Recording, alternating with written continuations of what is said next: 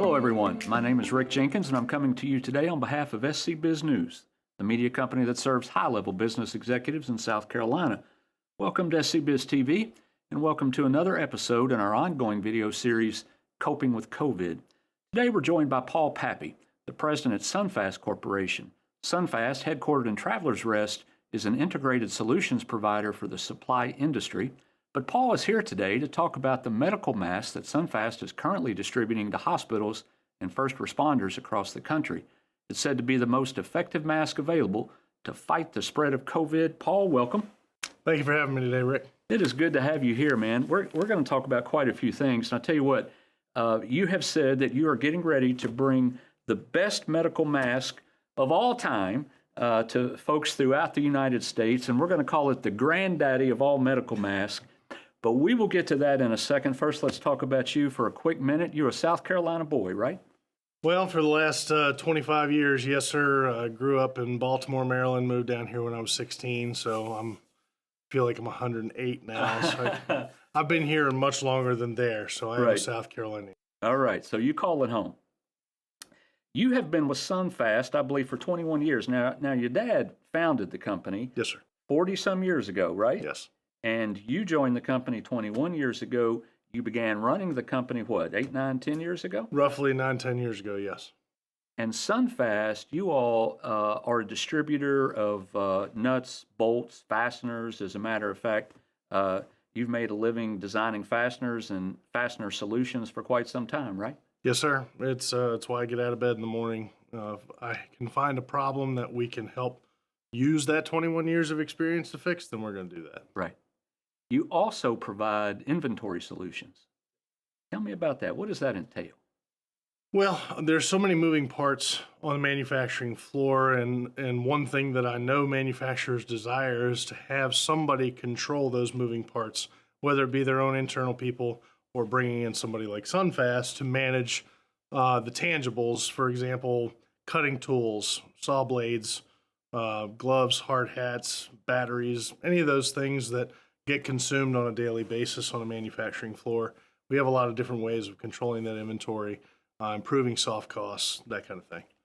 And now you have found your way into the world of personal protection equipment. Yes. How did that happen, Paul? I have to lean on networking. 100%. It's all about who you know. And the more people that you know, the more you happen to hear about need. And in this particular case, February of last year, nobody really knew what COVID was. Nobody knew the impact that it would have on our local economy, the global economy, just the way our society exists as a whole. And so the more people we met over time, the more those people said, hey, I know so-and-so over here, they need this. Can you get it? Well, that's the question I love being asked and I love answering. Right. Because we like to turn over rocks. We like to find things we've never done before and do them well.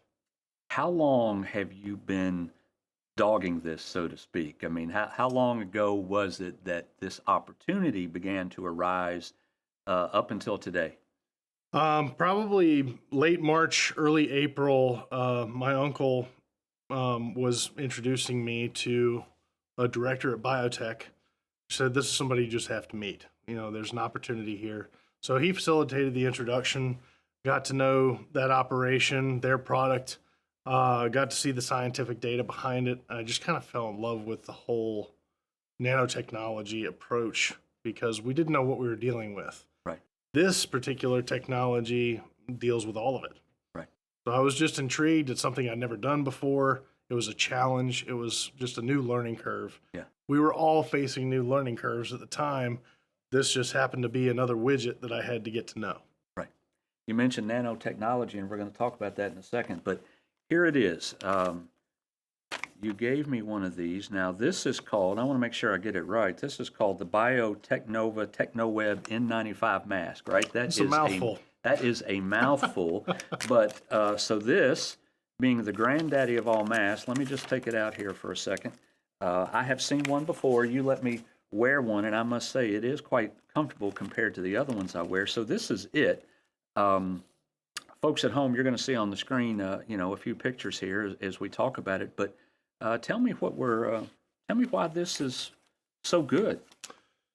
Well, nanotechnology, it's an electrospun polymer, and it basically just creates a very tight web filtration system.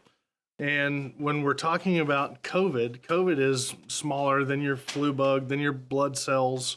Its average size is around 0.12 micron. And as you can see on the front of the package here, it's rated at 0.1 micron. So we know for a fact that the NanoWeave is going to provide us more adequate protection against the bugs that are smaller. Now, traditional N95 weaves are pretty broad. When you look at them under a microscope, you can see the actual thread weaves crossing over one another. It seems that there's giant holes for these bugs to pass through.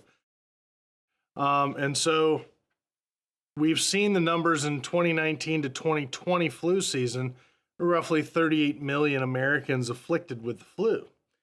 Since COVID hit and the mask mandate has gone into effect, we've seen 2020-2021 numbers for flu season under 2,000 cases. Masks are effective to an extent at handling the bigger bugs. What we haven't seen is a bug like COVID. It's very, very small, and it moves very, very quickly, and we do not know anything about it. The nanotechnology provides a tight enough filtration weave to catch most of those bugs. Couple things, Paul. One, we're going to put up on the screen here a picture of the nanotechnology kind of that you're talking about, and our folks, our viewers will see the bottom left. This is no, the bottom right is the biotech mask. This is the biotech. That's correct. On the right. It almost looks like it's full of spider web. I see what you're saying. I got it. The bottom left is the traditional N95 standard weave mask. I see. Okay. And so now if we're back here and I'm looking at it, the part that we were looking at looked like it had a spider web on it. You're talking about right here. Is this correct? Right here? Yes. Actually, this whole thing is a spun-blown system. The filtration area is here. Right. And additionally, so I know we're going to get into this shortly. The ear loop mask creates a lot of pressure behind the ear. It actually will create tension headaches. So in their innovative approach, biotech designed this patented clip to fit behind the head and relieve that initial strain on the ear and apply it to the back of the head. Does it also pull the mask closer to the face? Yes, it does. Yes, it does. So while this clip was an improvement on the existing design, the ear loop design in general was never going to meet the criteria for NIOSH certification. So National Institute of Occupational Health and Safety Right. has a standard of filtration allowance and a fit test. So there is a fit test for a cup style mask, and biotech has created a jig for a folding style mask to be tested. And based on the filtration data that comes back from that fit test, the particulates that are allowed to get through that filter or not get through that filter will warrant its certification. It will also carry with it headbands that fit snugly around the top of the head and bottom of the neck, which will create a balanced fit across the face. Like I said earlier, you gave me one of these a while back, a couple weeks ago when we were talking about it, and I tried it on, and I knew right away that it fit better than any of the other masks. I mean, you can just tell that it really fits snug, and I'm assuming that that is a huge part of the reason for its effectiveness as compared to other masks. Yes, and there's almost no difference in the inflection in your voice. I can hear you the same with or without the mask. Right. This mask was originally designed for the operating room. It was going to be a surgical mask. It is a registered 510K released Class 2 medical device. So it's metamorphosis to what we're going to be producing today in the United States. We'll have manufacturing in Florida and Texas. Filters will be made in California, so this will be a USA-made mask. With those technological advances and kind of the metamorphosis I was referring to, there have been some changes. There will be additions to the nose bridge to ensure 100% seal. And so there's been some small modifications, so when the NIOSH version of this comes out, it will be very similar in appearance to this, but the fit and function will actually be much improved from this version. Right. Has it been approved for distribution just yet? Not quite, right? Well, it already is approved for distribution, and we've distributed to long-term care facilities, hospitals, hospice care centers, rehab facilities, pulmonary facilities. So, but it's been in very small usage. The NIOSH certification carries with it an inherent nobility in the market. There is a herd mentality that says this NIOSH rating is a requirement. Even though it's an industrial standard, it has become adopted by almost everybody that's going to be using this for patient relief. Where'd you say it was manufactured again? Texas? It's going to be manufactured in Texas and Florida, and it will have filtration made in California. Tell us about the distribution. I mean, well, first of all, let's back up a second. You are one of a handful of distributors that have been approved to push this out across the country, right? That's correct. How many are we talking? 4, 5, 6? Just 2 or 3 right now. Just 2 or 3. Primary distributors. There may be more low liars beyond that, but we're positioned as a primary agent. And how many of these will Sunfast be distributing, do you think? Hundreds of millions. Hundreds of millions. But the fact is that masks have become adopted sociologically as part of our culture at this point. That's right. And there are going to be a lot of people who continue to wear them. Number one, they don't like the flu. Right. Seeing what it's done to the flu, sure, go ahead and throw a mask on me. That's fine. I don't need my flu shot anymore. Right. But for the next COVID bug, for the next variant of COVID-19, this is going to be how the big boys in medical distribution are going to want to represent themselves. They're going to want it to be something that is proven to protect their patients against the unknown. Right. You had told me a while back that there was a lot of shady dealings out there, that you had become aware of a lot of shady suppliers. Tell us about that a little bit. There's so much shade that was developed in the course of 2020. Everybody, and I say everybody, I'm saying groups of brokers, people who owned hair salons, people who, ran car washes, people who did whatever, were a stocking clerk at a grocery store, right, saw an opportunity. And so we had a lot of people with very little education and integrity that got involved in a market that was open to pretty much anybody. If you get hold of product and you could sell it, go ahead and do it. What ends up happening anytime something tragic happens on a global scale is the vultures come in to take advantage of those opportunities to make dirty money. Right. And fast forward a year later, it became borderline impossible to do any deal. There was no trust in the transaction. Everybody wanted 15 different forms of identification and NCNDAs and protection that really doesn't amount to toilet paper when you take it to the global court system, which doesn't exist. You can't enforce any of these documents on people that are outside this country. We have our own laws, they have their own laws, but the international transaction still took place. There's no way to really control the bad business that was being done. So there were many companies that were producing uncertified masks. They were just pumping the market full of cheap crap.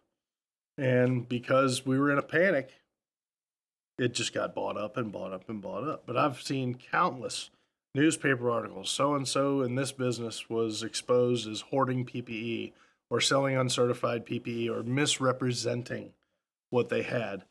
That all just is the exact opposite of our business model. If we can't stamp it with our integrity, we won't touch it. Paul, I'm going to get you out of here on this. There's a lot of people who don't want to wear masks. There's a lot of folks who think that they shouldn't have to, and I understand there are feelings on both sides, and I'm not here to get into the politics of it, not at all. But you are a distributor of these masks, and it's going to be countrywide. What do you say to folks who think that who say that they shouldn't have to wear a mask? I love this country because we have the freedom to choose. Yeah. And some of us believe that the mandate for masks takes that freedom away. Whereas I say we all have to exist in this world together. And if we can show just a little bit of respect to our fellow man by taking 2 minutes to put a mask on to walk into a store, why not? Right. Why wouldn't we want to set that example, especially for the younger generations behind us? We have to be able to show mutual respect to one another if we're going to get along and go along. And that falls right in line with what our business model is. We serve the community, whether it be serving manufacturers or whether it be serving our fellow man. Respect is always a part of servanthood. Seems to be a Christian approach, doesn't it? Yes, sir. Very well said. Excellent, as a matter of fact. Folks, that is Paul Pappy. He is the president of Sunfast Corporation, and he is going to be bringing the granddaddy of all medical masks to you very soon. Thanks for joining us for another episode of Coping with COVID. Stick around on SCBIZtv, seeing if there's anything else that you might like to watch. Don't forget to like our channel and subscribe. We'll see you next time.